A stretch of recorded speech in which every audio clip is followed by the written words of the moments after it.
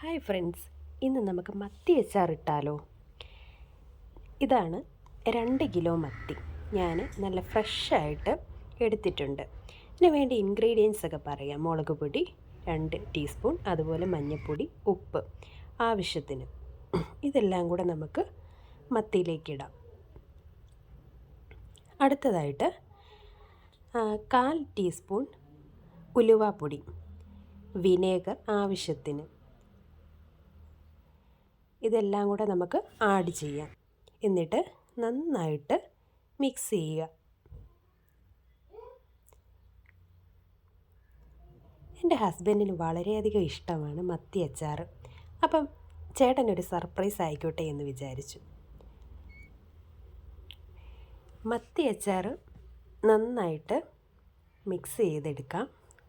അതിന് വേണ്ടിയിട്ട് ഇഞ്ചിയും വെളുത്തുള്ളി പേസ്റ്റ് ആഡ് ചെയ്യാം. കറിവേപ്പില നമുക്ക് ഇട്ട് കൊടുക്കാം. നല്ല സെറ്റായിട്ട് മിക്സ് ചെയ്ത് വെക്കാം. അതിനുശേഷം നമുക്ക് ഒരു 5 മിനിറ്റ്സ് ഫ്രിഡ്ജിൽ കീപ്പ് ചെയ്യാം.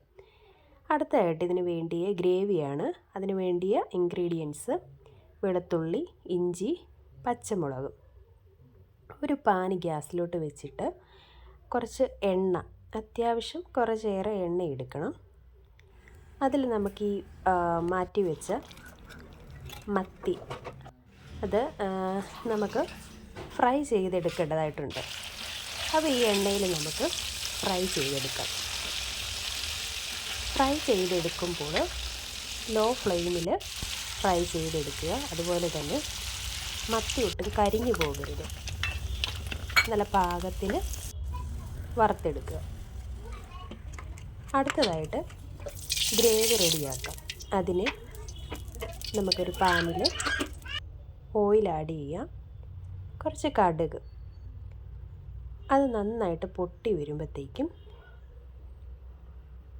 നമ്മൾ അരിഞ്ഞു വെച്ചിരുന്ന ഇഞ്ചി, വെളുത്തുള്ളി, അതുപോലെ പച്ചമുളക്, ഇതെല്ലാം കൂടെ നന്നായിട്ട് വറുത്തെടുക്കാം. പാകത്തിന് ഫ്രൈ ചെയ്തെടുക്കുക. കുറച്ച് മഞ്ഞൾപ്പൊടി ഞാൻ ആഡ് ചെയ്യുന്നുണ്ട്. അതുകൂടെ ചേർത്ത് നന്നായിട്ട് മിക്സ് ചെയ്തെടുക്കുക. ആവശ്യത്തിന് കറി ലീവ്സ് കൂടെ ആഡ് ചെയ്യാം. പ്രത്യേകം ശ്രദ്ധിക്കണം, ഒരുപാട് കരിഞ്ഞു പോകരുത്.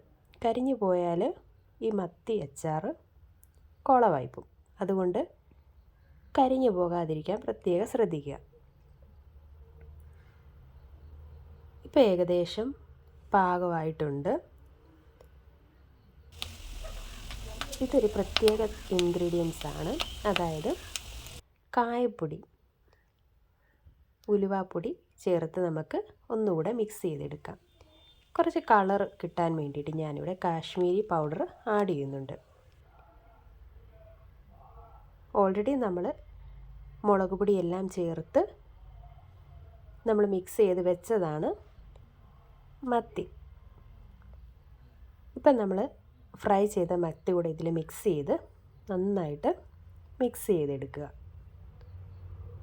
കുറച്ച് വിനേഗർ കൂടെ ചേർത്ത് ഇതിലേക്ക് ആഡ് ചെയ്യാം. ഇപ്പം ഏകദേശം ഫിനിഷായിട്ടുണ്ട്. ഇപ്പോൾ ലാസ്റ്റ് സ്റ്റേജിലേക്കാണ് നമ്മളീ കാണുന്നത്. മത്തി നല്ല ക്രിസ്പി ആയിട്ട് നല്ല മിക്സായിട്ട് ഗ്രേവി എല്ലാം പിടിച്ച് കണ്ടില്ലേ, എന്തൊരു ടേസ്റ്റാണ്. നമുക്ക് ചോറിൻ്റെ കൂടെ കുറച്ച് മത്തി അച്ചാറൂടെ ചേർത്ത് നല്ല സൂപ്പറായിട്ടൊരു ലഞ്ച് കഴിക്കാം. ബൈ.